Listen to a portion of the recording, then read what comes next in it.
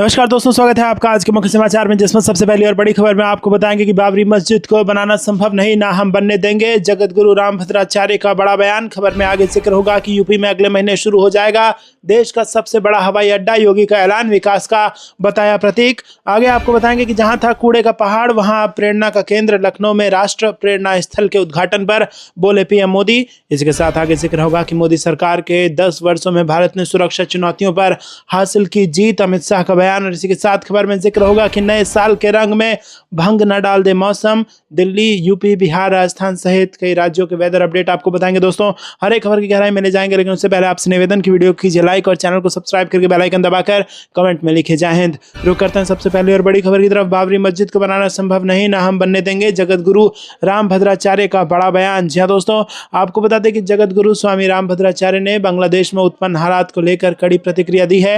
उन्होंने कहा कि मौजूदा संकट पर मजबूती से जवाब दिया जाना चाहिए और सभी हिंदुओं को एकजुट होकर उसका सामना करना होगा। उनके मुताबिक बांग्लादेश में घट रही घटनाएं चिंता का विषय है और इस पर सामूहिक स्तर पर गंभीर रुख अपनाने की जरूरत है। इसी क्रम में उन्होंने पश्चिम बंगाल से जुड़े एक अन्य विवाद पर भी अपनी प्रतिक्रिया दी। उन्होंने निलंबित तृणमूल कांग्रेस विधायक हुमायूं कबीर द्वारा बाबरी मस्जिद बनाए जाने के दावे पर भी प्रतिक्रिया दी है। जगत गुरु ने साफ शब्दों में कहा कि ऐसा होना संभव नहीं है। उन्होंने दो टूक कहा कि ना तो इस तरह की कोई कोशिश सफल होगी और ना ही इसे होने दिया जाएगा। इसी के साथ रामभद्राचार्य अपने बयानों को लेकर अक्सर चर्चा में रहते हैं। इसकी साल सितंबर महीने में उन्होंने वेस्ट यूपी को लेकर एक बयान दिया था, जिस पर जमकर बवाल हुआ था। रामभद्राचार्य ने कहा था कि आज वेस्ट यूपी मिनी पाकिस्तान प्रतीत होता है। देश में हिंदू संकट के दौर से गुजर रहा है और उन्हें न्याय नहीं मिल रहा है। जगत गुरु के इस बयान का विरोध हुआ था, जिस पर उन्होंने कहा था कि वेस्ट यूपी में हिंदुओं की दशा खराब है। संभल, मेरठ और मुजफ्फरनगर में लोग हिंदुओं को दबा रहे हैं, उन पर हावी हो रहे हैं। मैंने आखिर क्या गलत कह दिया? दोस्तों, रुक करते हैं अगली ब्रेकिंग न्यूज की तरफ। यूपी में अगले महीने शुरू हो जाएगा देश का सबसे बड़ा हवाई अड्डा। योगी का ऐलान, विकास का बताया प्रतीक। जी हाँ दोस्तों, मुख्यमंत्री योगी आदित्यनाथ ने विधानसभा में 2017 के पहले और अब के उत्तर प्रदेश के विकास की तस्वीर दिखाते हुए कहा कि यूपी का 5वां अंतर्राष्ट्रीय एयरपोर्ट, नोएडा अंतर्राष्ट्रीय एयरपोर्ट, जो भारत का सबसे बड़ा एयरपोर्ट होगा, अगले महीने से संचालित होने जा रहा है। यह प्रदेश के विकास का प्रतीक है। 2017 से पहले प्रदेश में एयरपोर्ट की संख्या केवल 4 थी, जिनमें से 2 पूरी तरह संचालित थे और 2 आंशिक। अब 16 एयरपोर्ट संचालित हो रहे हैं। मुख्यमंत्री ने कहा कि वर्ष 2017 से पहले प्रदेश में महज 1.5 एक्सप्रेसवे थे, जबकि अब प्रदेश में 22 एक्सप्रेसवे हैं। आज़ादी के समय देश की अर्थव्यवस्था में यूपी की हिस्सेदारी लगभग 14% थी, लेकिन कांग्रेस और समाजवादी पार्टी की नीतियों ने इसे घटाकर 8% से भी कम कर दिया था। पिछले 8.5 वर्षों में सरकार के प्रयासों से प्रदेश की जीएसडीपी वर्ष 2012-16 के दौरान लगभग 12.88 लाख करोड़ थी, जो आज बढ़कर 35 से 36 लाख करोड़ रुपए के स्तर पर पहुंच रही है। प्रति व्यक्ति आय 43,000 से बढ़कर 1,20,000 के करीब पहुंच गई है। रुक करते हैं अगली ब्रेकिंग न्यूज की तरफ। जहां था कूड़े का पहाड़, वहां अब प्रेरणा का केंद्र। लखनऊ में राष्ट्र प्रेरणा स्थल के उद्घाटन पर बोले पीएम मोदी। जी हाँ दोस्तों, पूर्व प्रधानमंत्री अटल बिहारी वाजपेयी की 101वीं जयंती के अवसर पर प्रधानमंत्री नरेंद्र मोदी ने लखनऊ में राष्ट्र प्रेरणा स्थल का उद्घाटन किया। इस मौके पर आयोजित एक विशाल जनसभा को संबोधित करते हुए पीएम मोदी ने विपक्षी दलों पर निशाना साधा और भाजपा सरकार की उपलब्धियां गिनाई। वहीं दोस्तों, आपको बता दें कि मंच पर उनके साथ उत्तर प्रदेश के मुख्यमंत्री योगी आदित्यनाथ भी मौजूद रहे। जनसभा को संबोधित करते हुए प्रधानमंत्री ने अटल बिहारी वाजपेयी, महामना मदन मोहन मालवीय और महाराजा बिजली पासी की जयंती पर उन्हें श्रद्धांजलि दी। उन्होंने दुनिया भर को क्रिसमस की भी शुभकामनाएं दी। पीएम ने बताया कि जिस 30 एकड़ जमीन पर आज ये भव्य स्मारक खड़ा है, वहां पहले कूड़े का पहाड़ हुआ करता था। उन्होंने इस बदलाव के लिए सीएम योगी और उनकी टीम की सराहना की। आपको बता दें दोस्तों कि पीएम ने कहा कि पिछले 1 दशक में करोड़ों भारतीयों ने गरीबी को हराया है। उन्होंने बताया कि 2014 से पहले केवल 25 करोड़ लोग सामाजिक सुरक्षा योजनाओं के दायरे में थे, लेकिन आज ये संख्या बढ़कर 95 करोड़ हो गई है। पीएम मोदी ने कहा कि लंबे समय तक देश में सिर्फ गरीबी हटाओ जैसे नारों को सुशासन मान लिया गया था, लेकिन अटल जी ने इसे जमीन पर उतारा। उन्होंने कहा कि आज जिस डिजिटल पहचान की चर्चा पूरी दुनिया में है, उसकी नींव अटल जी की सरकार ने ही रखी थी। दोस्तों रुक करते हैं अगली ब्रेकिंग न्यूज की तरफ। मोदी सरकार के 10 वर्ष में भारत ने सुरक्षा चुनौतियों पर हासिल की जीत, अमित शाह का बयान। जी हाँ दोस्तों, आपको बता दें कि केंद्रीय मंत्री अमित शाह ने बुधवार को पंचकुला में देश की सबसे बड़ी पुलिस ग्रेजुएशन सेरेमनी में कहा कि नरेंद्र मोदी सरकार के 10 वर्ष में भारत ने दशकों से चली आ रही सुरक्षा चुनौतियों को पार कर लिया है। उन्होंने कहा कि नरेंद्र मोदी सरकार मादक पदार्थों और मानव तस्करी, साइबर अपराध और संगठित अपराध के खिलाफ लड़ाई में राज्यों के साथ चट्टान की तरह खड़ी है। इस दौरान शाह ने नए पुलिस कांस्टेबल से आग्रह किया कि वो ड्रग्स और अन्य सामाजिक बुराइयों के खिलाफ अभियान के ब्रांड एम्बेसडर बने। हरियाणा के ये 5061 कांस्टेबल भारत में नए अपराध कानून लागू होने के बाद पहली बार भर्ती हुए हैं और इन्हें फोरेंसिक और वैज्ञानिक जांच पद्धतियों में विशेष प्रशिक्षण दिया गया है। शाह ने कहा कि कुछ साल पहले देश में कानून व्यवस्था से जुड़ी 3 बड़ी चुनौतियां थी: वामपंथी उग्रवाद, जम्मू कश्मीर में आतंकवाद और पूर्वोत्तर में सशस्त्र संगठन। लेकिन मोदी सरकार के 10 साल बाद इन तीनों क्षेत्रों में शांति है और देश इन तीनों मोर्चे पर सुरक्षित है। उन्होंने कहा कि हमें नई चुनौतियों और बदलावों को स्वीकार करते हुए आगे बढ़ना होगा। दोस्तों रुक करते हैं अगली ब्रेकिंग न्यूज की तरफ। नए साल के रंग में भंग न डाल दे मौसम, दिल्ली, यूपी, बिहार, राजस्थान सहित कई राज्यों का वेदर अपडेट आ चुका है। जी हाँ दोस्तों, देश में कड़ाके की ठंड का सितम जारी है। सुबह और शाम के समय सड़कों पर धुंध साफ देखी जा सकती है। दिल्ली, यूपी, बिहार, राजस्थान सहित देश के बाकी हिस्सों में भी लोगों को यही हाल है। एक तरफ जहां कड़ाके की ठंड और पॉल्यूशन के डबल अटैक ने वैसे ही दिल्ली एनसीआर के लोगों को परेशान कर रखा है, तो वहीं मौसम विभाग की कई राज्यों में घने कोहरे की एडवाइजरी ने लोगों की टेंशन को बढ़ा दिया है। जैसा कि सभी को पता है कि कुछ दिनों बाद नए साल लगने वाला है, तो ऐसे में कई लोग अपने परिवार दोस्तों के साथ ट्रिप और out of station new year party करने का प्लान कर रहे हैं। ऐसे में उन लोगों के मन में सवाल उठ रहे होंगे कि कहीं बारिश या घना कोहरा ना पड़ जाए और सारे प्लान पर पानी ना फिर जाए। तो हम उन सभी सवालों के जवाब देंगे जो आपके मन में उछल कूद मचा रहे हैं। चलिए जानते हैं दिल्ली एनसीआर, यूपी, बिहार, जम्मू कश्मीर सहित कई राज्यों का मौसम कैसा रहेगा। राजधानी दिल्ली में शुक्रवार को आसमान में आंशिक बादल छाए रहेंगे। सुबह और शाम के समय राजधानी के कुछ इलाकों में सड़कों पर हल्की धुंध छाई रहेगी। वहीं दोस्तों, राजधानी में अधिकतम तापमान 21 डिग्री सेल्सियस और न्यूनतम तापमान 7 डिग्री से 9 डिग्री तक रहने की संभावना है। वहीं दोस्तों, मौसम विभाग ने आने वाले पूर्वी उत्तर प्रदेश में यहाँ पर 28 दिसंबर तक कई इलाकों में 29 से 31 दिसंबर के बीच कुछ जगहों पर घना कोहरा छाए रहने की संभावना जताई है। पश्चिमी उत्तर प्रदेश में 28 दिसंबर तक, पंजाब में 27 दिसंबर, जम्मू कश्मीर, लद्दाख के कुछ इलाकों में 28 दिसंबर तक कोहरा रह सकता है।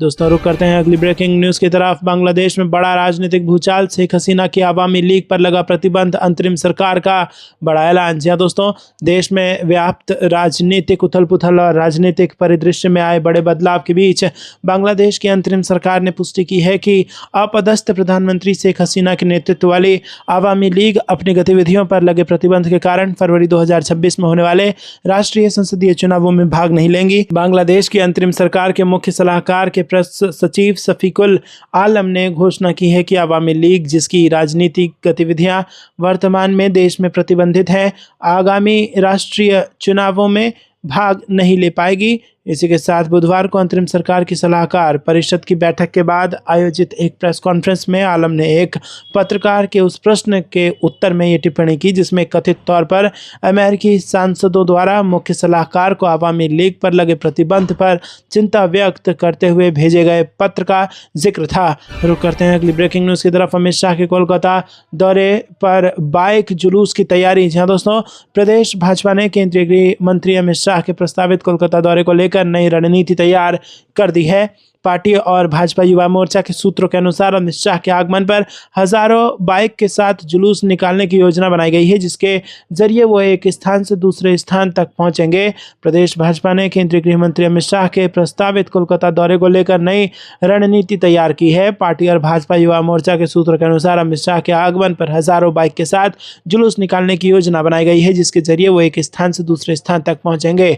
रुक करते हैं अगली ब्रेकिंग न्यूज की तरफ। गोरखपुर में योगी की सुरक्षा में चूक के बाद फैसला, हर जिले में गठित होगी विशेष ट्रेनिंग वाली टीम। जी हां दोस्तों, यहां पर उत्तर प्रदेश में मुख्यमंत्री योगी आदित्यनाथ की सुरक्षा व्यवस्था को और सख्त करने का फैसला लिया गया है। पुलिस मुख्यालय ने प्रदेश के सभी जिलों के एसएसपी और एसपी को पत्र जारी कर मुख्यमंत्री की सुरक्षा के लिए विशेष व्यवस्था लागू करने के निर्देश दिए हैं।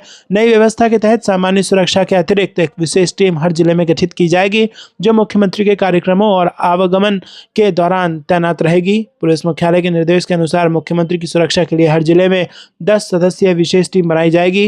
टीम में एक सीओ, एक इंस्पेक्टर, 2 सब इंस्पेक्टर समेत 10 पुलिसकर्मी शामिल होंगे। ये टीम पूरी तरह से मुख्यमंत्री की सुरक्षा पर केंद्रित रहेगी और किसी भी स्थिति में त्वरित कार्रवाई करने में सक्षम होगी। साथ ही हर जिले में एक सीओ को मुख्यमंत्री सुरक्षा का नोडल अधिकारी नामित किया जाएगा, जो पूरी व्यवस्था की निगरानी और समन्वय करेगा। दोस्तों, आपको यह कुछ लगता है कमेंट में जरूर बताइए। वीडियो को लाइक नहीं किया तो लाइक जरूर कीजिएगा। रुक करते हैं अगली ब्रेकिंग न्यूज की तरफ। एक एक बिहारी को बिहार में रोजगार दूंगा, 1 करोड़ नौकरी और रोजगार के लिए अलग विभाग गठित। जी हाँ दोस्तों, आपको बता दें कि राजधानी पटना में एक कार्यक्रम में लोगों को संबोधित करते हुए डिप्टी सीएम सम्राट चौधरी ने कहा कि उनका प्रण है कि एक एक बिहारी को बिहार में ही रोजगार दिलाएंगे।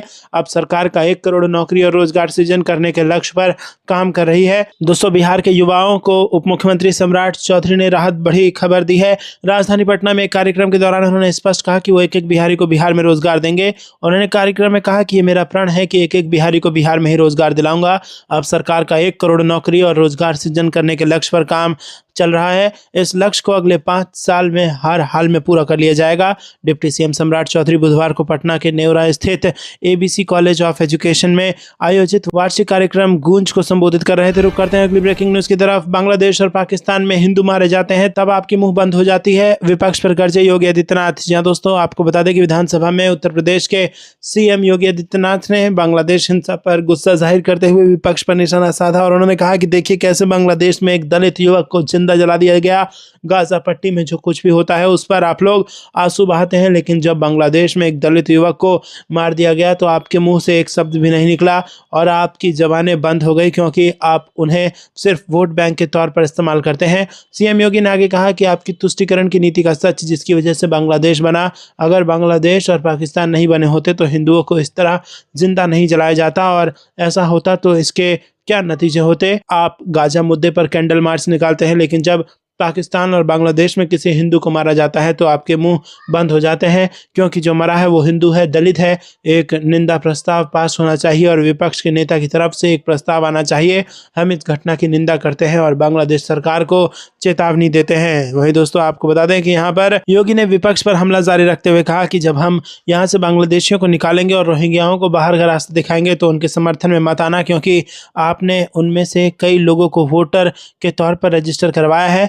आपने उनमें से कई लोगों के आधार कार्ड बनवाने का पाप भी किया है। आप नहीं देश में रहकर हमारे लोगों के खिलाफ अपराध करना और फिर वहां मासूम हिंदुओं और मासूम सिखों के खिलाफ अत्याचार करना, ये बर्दाश्त नहीं किया जाएगा। दोस्तों, रुक करते हैं अगली ब्रेकिंग न्यूज़ की तरफ।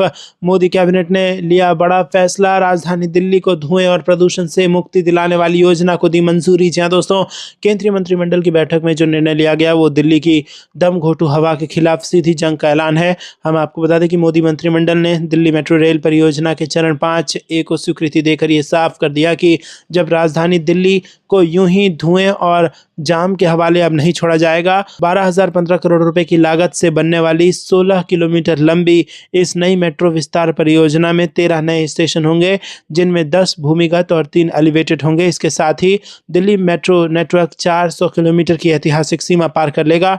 ये वही दिल्ली है जहां रोजाना औसतन 65 लाख लोग मेट्रो से सफर करते हैं और सड़कों पर गाड़ियों का दबाव लगातार बढ़ता जा रहा है। इस परियोजना के तहत 3 नए गलियारे विकसित किए गए हैं। पहला गलियारा रामकृष्ण आश्रम मार्ग से इंद्रप्रस्थ तक बनेगा, जो कर्तव्य भवन जैसे अहम प्रशासनिक क्षेत्र को सीधी मेट्रो कनेक्टिविटी देगा।